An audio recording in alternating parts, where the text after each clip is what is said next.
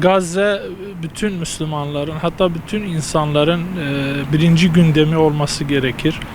Bunun birçok gerekçesi vardır.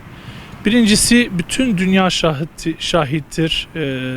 Yani Müslüman toplumlar, Müslüman devletler, hatta vicdanlı olan gayrimüslim devletler bile bunu kabul ediyorlar ve ifade ediyorlar ki şu an dünyanın en büyük vahşeti, en büyük soykırımı Gazze'de yaşanıyor. Dolayısıyla insani olarak bu birinci öncelikli olan bir gündemdir. Her insanın, her Müslümanın gündeminde olması gereken bir noktadır. İkincisi, şu an evet, bir Müslüman olarak, bir İslam kardeşliği olarak, iman gereği olarak bütün Müslümanların, bütün müminlerin asıl gündeminin olması lazım. Çünkü Allahu Teala müminleri kardeş olarak ilan etmiştir. Peygamber Efendimiz sallallahu aleyhi ve sellem müminlerin derdiyle dertlenmeyen onlardan değildir ifade etmiştir. Dolayısıyla şu an orada en büyük zulüm, en büyük vahşet, en büyük cinayetler yaşanırken hiçbir Müslümanın buna duyarsız kalmaması gerekir. Ve herkesin kendi çapında bu konuda yapabileceği hususlar vardır. Dolayısıyla evet, kendi çevremize göre farklı gündemler olabiliyor ama her zaman her Müslümanın buna dikkat etmesi gerekir. Gazze birinci gündemden düşmemesi lazım.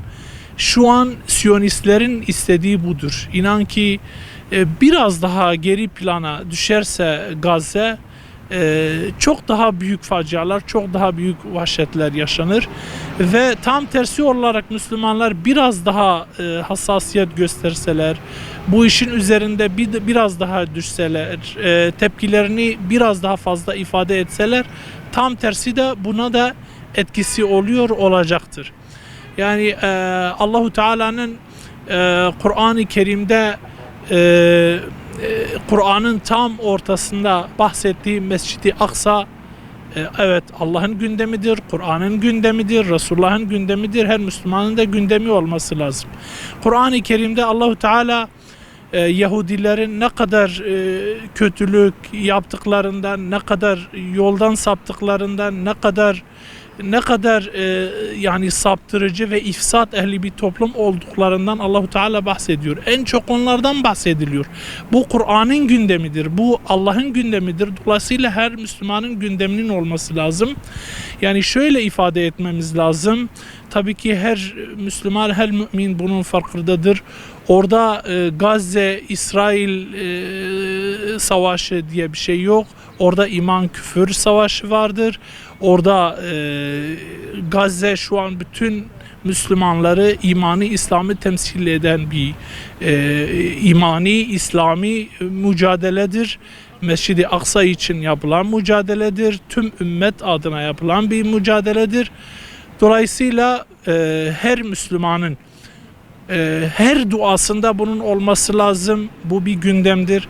Her Müslümanın her zaman boykota dikkat etmesi lazım. Bu bir gündemdir. Her Müslümanın bunun için yapabileceği bir infak vardır. Bu bir gündemdir. Her Müslümanın toplumsal etkinliklerde, protestolarda yapabileceği bir şeyler, sesini duyurma adına yapabileceği şeyler vardır. Bu bir gündemdir. Her Müslümanın kendi gücü, kabiliyeti çerçevesinde kendi çocuklarına, kendi çevresine, yaşadığı ortama göre bunu tebliğ etmesi, bunu insanlara duyurması bir gündemdir. Asla bunların gündemden düşmemesi lazım diye düşünüyorum. Yani bununla ilgili şimdi Resulullah Aleyhisselatü Vesselam'ın bir hadisi var, diyor. Bir zaman gelecek, yani insanlar iki kısma ayrılacaktır. Saf mümin ve saf kafir yani.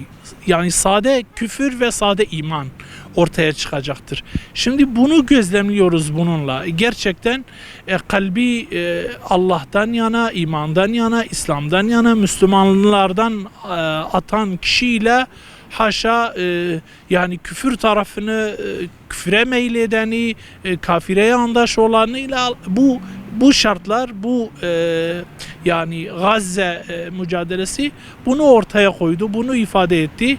Yani Allahu Teala inşallah onlara tez zamanda zafer nasip etsin. Allahu Teala ümmeti onlarla uyandırsın. Allahu Teala insanlığın vicdanını onlarla uyandırsın inşallah.